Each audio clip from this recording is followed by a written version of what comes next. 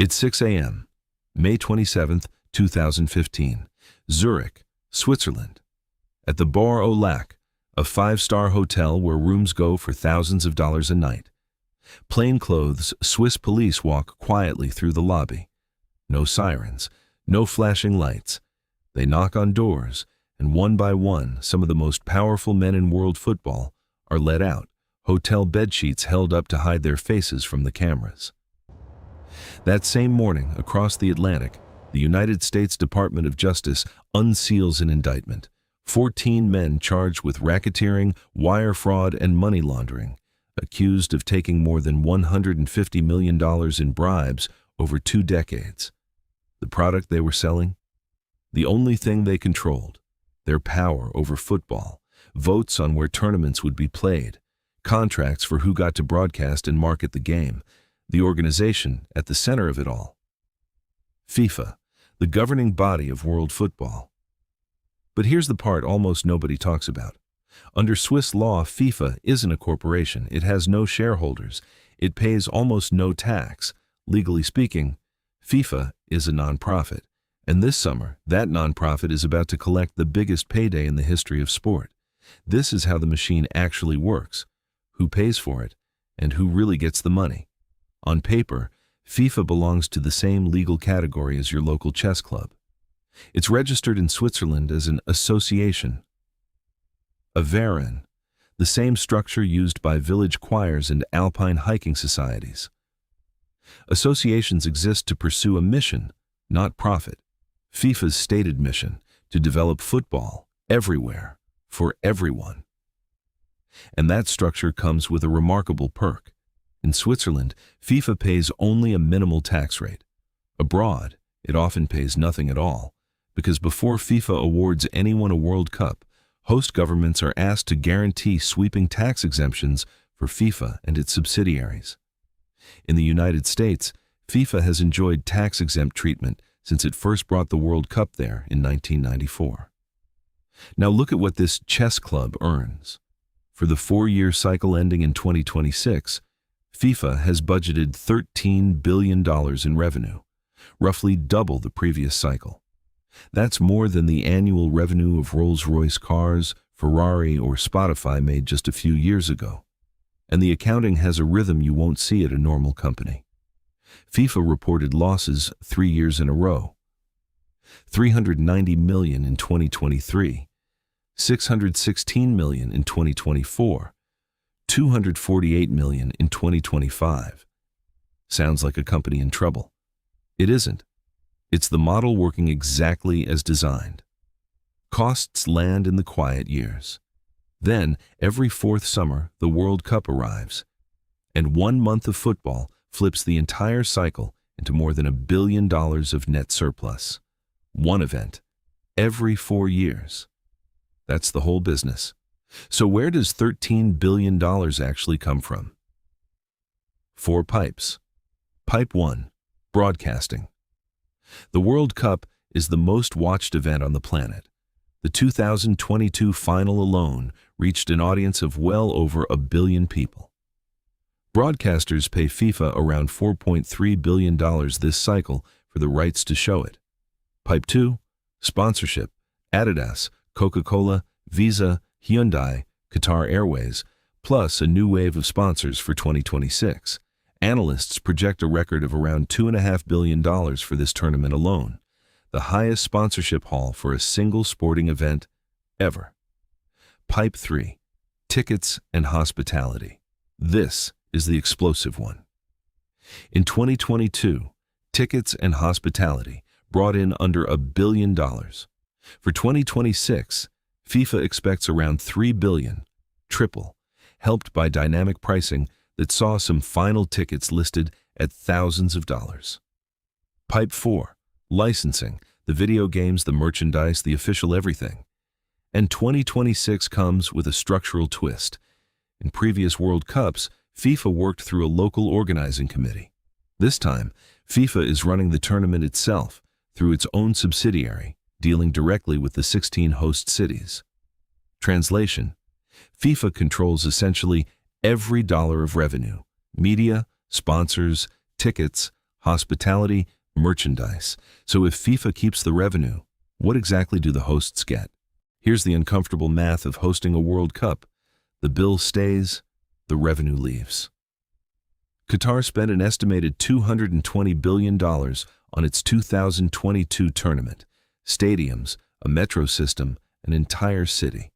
That's roughly 15 times what Russia spent in 2018, and it will likely never be earned back in any direct sense. Brazil spent over $11 billion in 2014. The national stadium in Brasilia cost around $500 million for a city with no major football club. Within 2 years, its parking structure was being used as a depot for city buses.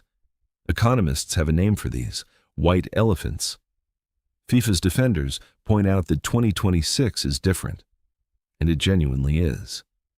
The United States, Canada, and Mexico already had the stadiums. No $200 billion construction spree, but even here, the fine print bites. The 11 American host cities are responsible for security, transit, and services, and face a projected collective shortfall in the hundreds of millions of dollars. FIFA collects an estimated $8.9 billion from the tournament. The cities whose names are on the schedule control the costs, not the revenue. When critics call the World Cup privatized profits, socialized costs, this is what they mean. FIFA's answer: the tournament brings tourism, jobs, and global attention money can't buy. Economists who've studied past World Cups say those benefits are real, but almost always smaller than promised. Now to the people the 4 billion of us actually tune in for. Surely the players get rich off a World Cup? Here's the waterfall, because almost none of that money flows the way you'd think. Start at the top. The 2026 prize pool is a record $871 million. Every qualified team is guaranteed at least $12.5 million. The Champions Federation takes home $50 million in performance money, over $63 million once preparation funding is counted. But notice the word: federation. FIFA doesn't pay players a single dollar directly. Prize money goes to national football associations, and each one decides, through pre-agreed bonus deals, what the squad actually sees. When Argentina won it all in 2022, the federation received $42 million. Reports put each player's share at roughly $300,000. Life-changing money for most people.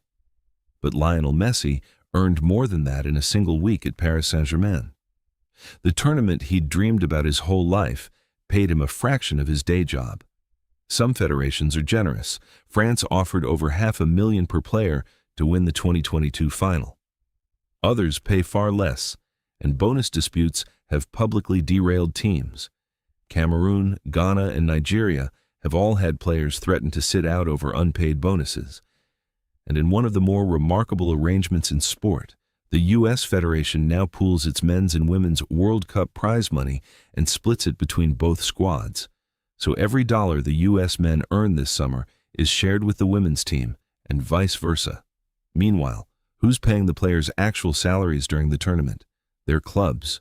Real Madrid keeps paying Mbappé while he plays for France. FIFA compensates clubs through a $355 million program, roughly $11,000 per player, per day. Sounds generous until you remember a top star's club wages can run over 10 times that daily rate. The clubs supply the workforce for FIFA's biggest product at a steep discount. So why do players care so much? Beyond the obvious, glory, legacy, national pride, the World Cup is the greatest advertising platform an athlete will ever stand on. Boot sponsors like Nike and Adidas write tournament bonuses into their contracts. A breakout World Cup can multiply a player's endorsement value overnight and add tens of millions to a transfer valuation. The real World Cup payday doesn't come from FIFA at all. It comes from what 1 billion people watching you do to your price. Which brings us to right now. The 2026 World Cup is the largest ever staged, 48 teams instead of 32, 104 matches instead of 64, 3 countries, 16 cities, and a final at MetLife Stadium on July 19th in front of what's expected to be the biggest television audience in history. More teams means more games. More games means more tickets, more broadcast hours, more sponsor slots. The expansion wasn't just about growing the game. It grew the inventory. And to be fair to FIFA, it says the profits don't sit in Zurich. The money funds development programs across 211 member associations, pitches, coaching, youth football, in countries whose federations couldn't otherwise survive. That redistribution is real, even if critics and U.S. prosecutors have questioned how cleanly it has flowed over the years. And what happened to the men from the Bor-o-Lac? The investigation kept growing.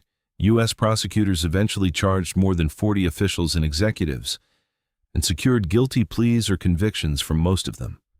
Sepp Blatter, FIFA's president for 17 years, was never charged in the U.S. case, but within months he was forced out and banned from football by FIFA's own ethics committee.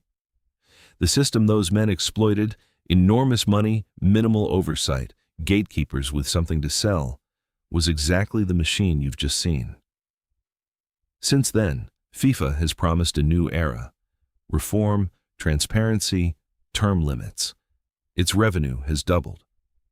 Whether the culture changed as fast as the numbers, that's a question each viewer can judge. But the next time you watch a World Cup final, remember what you're really looking at: a Swiss nonprofit, tax-free almost everywhere, that turns 1 month of football every 4 years into $13 billion.